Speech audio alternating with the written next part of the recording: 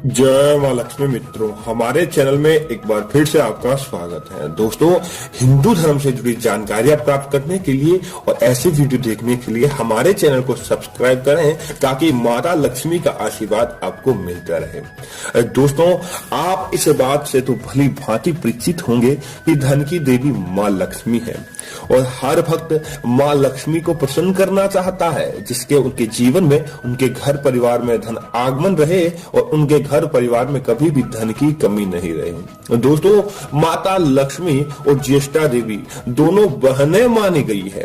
दोस्तों, माता लक्ष्मी जिस घर में जाती है वहां पर ज्येष्ठा नहीं जाती और जहां पर ज्येष्ठा जाती है वहां पर माता लक्ष्मी नहीं जाती। दोस्तों, माता लक्ष्मी का संबंध धन से माना गया है।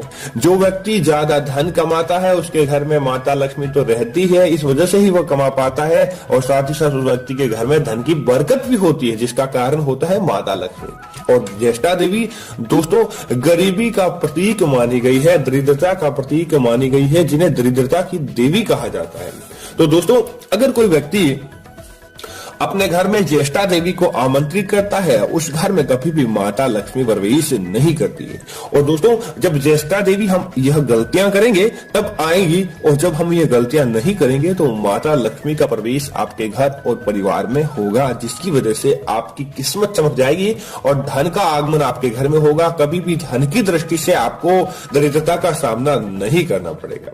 दोस्तों, सबसे पहला कार्य, दोस्तों किसी को भी अपने आंगन में तुलसी का पौधा या केले का वृक्ष, ये दोनों दोस्तों माता लक्ष्मी और भगवान विष्णु के प्रतीक होते हैं।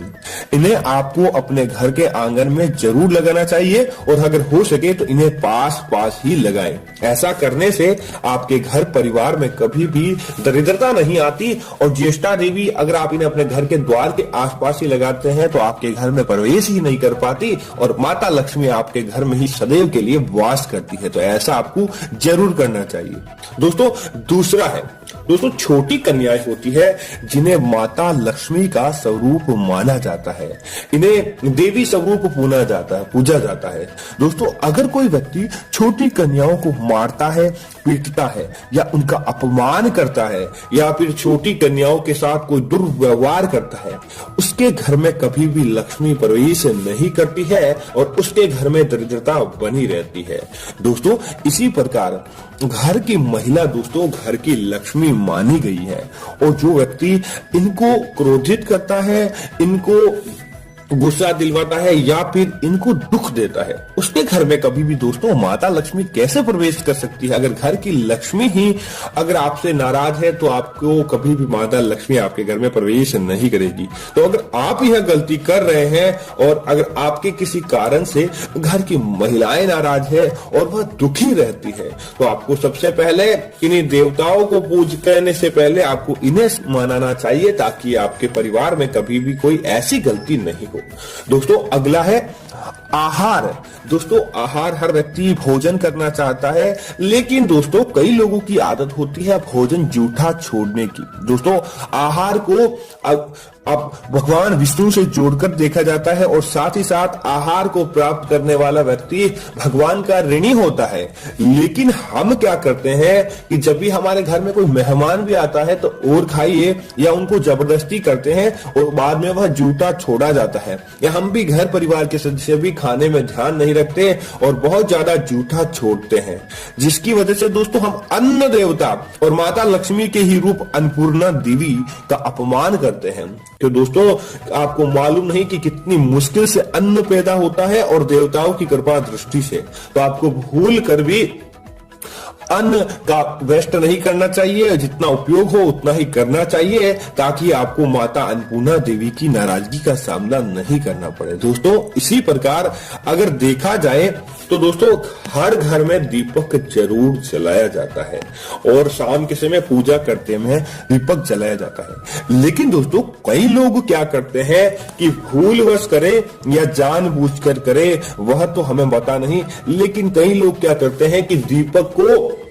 फूंक देकर बुझा देते हैं और दोस्तों कई बार आपने भी जब आप अगरबत्ती जलाते हैं तब आपके बड़े बुजुर्ग उसे आपको फूंक से बुझाकर मना करते हैं, कि बोलते हैं कि अपने आप बुझ जाएगी, लेकिन उसे फूंक से बुझाना अशुभ माना जाता है। और साथ ही साथ कई लोग दोस्तों आपने मजाक में भी देखा होगा कि बोले हैं कि तुझे फूंक से उड़ा दूंगा, अर्थात कि यह बहुत ही बुरा है। आपको इसे एक तरह से ज्ञानी समझा जाता है और साथ ही साथ कभी भी दीपक को, अगरबत्ती को फूंक से नहीं बुझाया जाता है। यह करना घर में दरिद्रता का घोतक होता है।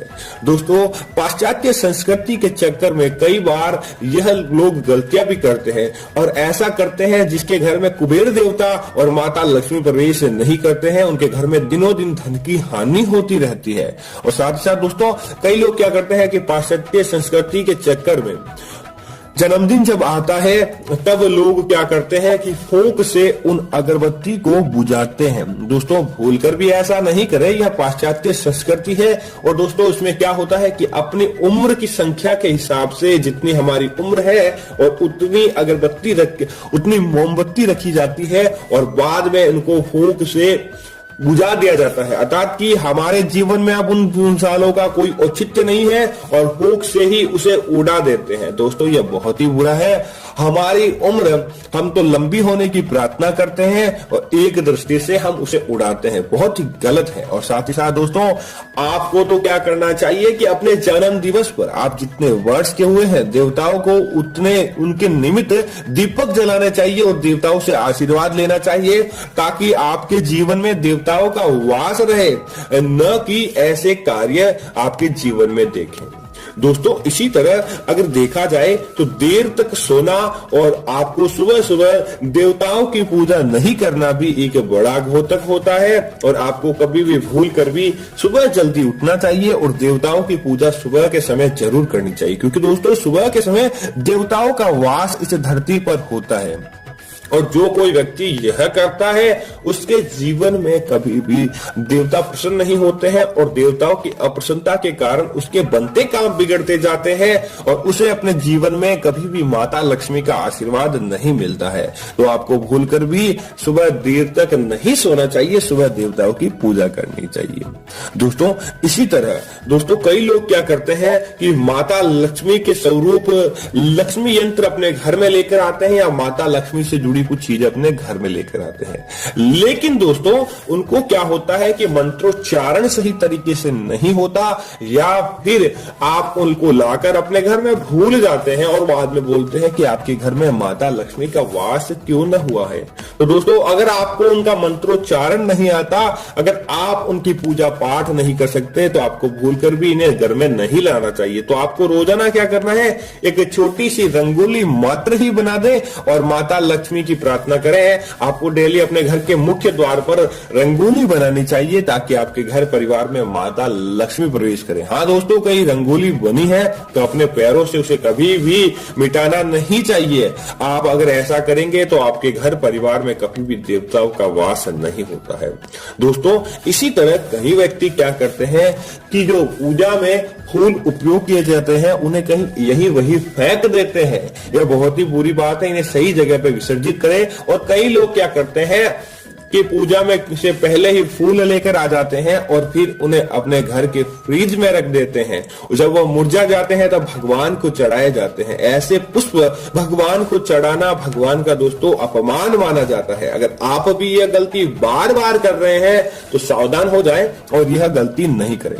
हाँ आप तो जब फूलों की टूटी पंखुड़ियां भी है, अगर इन्हें आप भगवान के पैरों में भी चढ़ा देते हैं तो फूल का धन्य हो जाता है और वह फूल चढ़ाया भी माला चढ़ाने के बराबर माना जाता है। तो आपको ऐसा कार्य करना चाहिए, न कि उन्हें फेंकना चाहिए। दोस्तों इसी तरह गौ माता का दोस्तों कोई भी व्यक्ति कर्जा नहीं उतार सकता। गौ माता का हम पर बहुत बड़ा उद्धार है और साथ ही साथ ऐसा कार्य केवल गौ माता ही कर सकती है, क्योंकि दोस्तों वह अपने पुत्र पुत्री का जो दूध होता है उन्हें त्याग कर आपको पिलाती है और आपको वह दूध अर्पित करती है। लेकिन दोस्तों कई लोग क्या करते हैं कि पैसों के चक्कर में या फिर ऐसे ही शौक रूप उस दूध का अपमान करते हैं। चाय पीते हैं, कॉफी पीते हैं, उन्हें ऐसे ही उन कप को जूठा छोड़ देते हैं या उनमें बचाते हैं। तो दोस्तों, आपको जो माता आपको इतना प्रकृति का उपहार दे रही है उसे आपको नष्ट नहीं करना चाहिए, बल्कि उसे पूरा यूज लेना चाहिए। दोस्तों, इसी तरह गौ माता को कभी भी आपको मारना नहीं चाहिए, और विशेष तौर से चप्पल से अगर कोई आपको मारता है तो वह बहुत बड़ा पाप का भागी बनता है। तो ऐसा कार्य क्यों करे, ताकि हमारे घर में दरिद्रता आए और साथ ही साथ देवताओं का अपमान हो। दोस्तों, इसी तरह आपको भूलकर भी शनिवार या फिर मंगलवार और गुरुवार के दिन दाढ़ी बाल नहीं बनवाने चाहिए, नाखून नहीं काटने चाहिए और बाल नहीं काटने चाहिए।